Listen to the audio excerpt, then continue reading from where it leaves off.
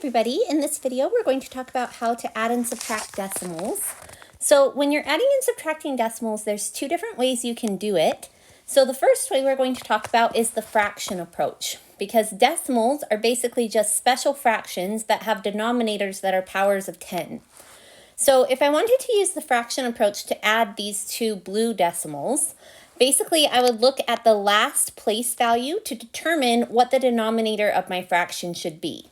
So since I have tenths, hundredths, thousandths, and 10,000ths, that means the denominator of my fraction is going to be 10,000.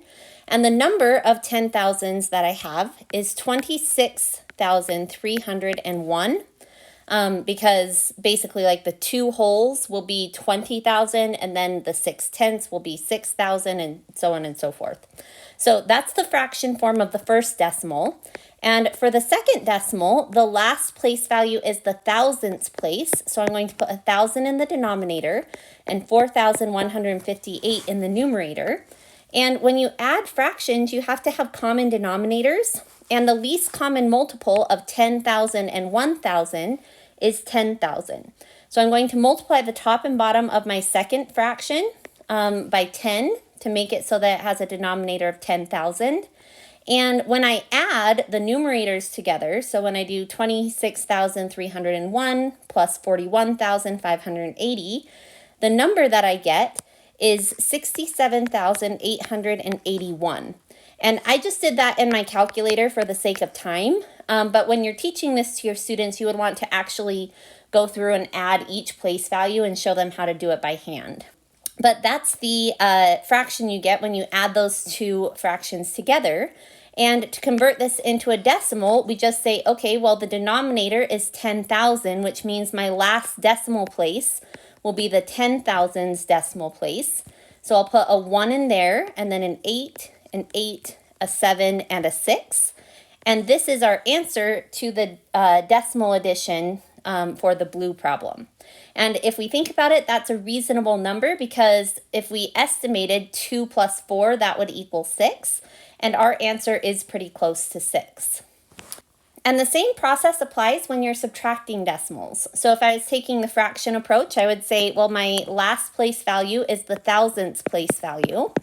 And I have 7,046 thousandths minus 214 hundredths because this last place value is the hundredths place value. And before I can subtract the fractions, I need to have common denominators. So I'm going to multiply my second fraction by 10 on the top and the bottom so that my denominators match. And when I do 7,046 minus 2,140, I get 4,906 over 1,000. And to convert this into a decimal, since I have a denominator of 1,000, my last decimal place will be the thousandths place. So I'll put a 6 there, and then a 0, a 9, and a 4. And again, this seems reasonable because if we estimated, this is about 7 minus 2, which is approximately 5. And our answer is pretty close to 5. And so that's how you would use the fraction approach to add and subtract decimals. The second approach you can use is the place value approach. So the idea of the place value approach is you just add together all of the place values. So if I were to write this decimal in my place value chart, I would have 2 wholes, 6/10ths, 3 hundredths, 0 thousandths, and 1 10,000th. Then for my second decimal, I would have 4 wholes, 1/10th, 5 hundredths, and 8 thousandths. And when I add these numbers together, well, 1 10,000th plus nothing is just 1 10,000th. 0 thousandths plus 8 thousandths is 8 thousandths. 3 hundredths plus 5 hundredths will be 8 hundredths. 6/10ths plus 1/10th is 7 tenths. And 2 wholes plus 4 wholes is 6 wholes. And so we get the same answer that we did with the fraction approach. It's just a different way of doing it. And when you're teaching this to your students, you may sometimes need to do regrouping. Like, for example, if this number had been a 7 instead of a 3, well, 7 hundredths plus 5 hundredths would be 12 hundredths. And 10 of those hundredths could be converted into a tenth. So you would write it as a 2 in the hundredths column, and then you would carry a 1 to the tenths.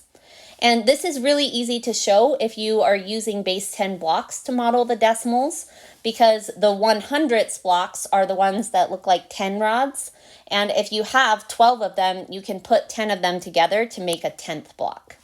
So sometimes you may need to regroup, even though in this example that we worked on, we didn't need to.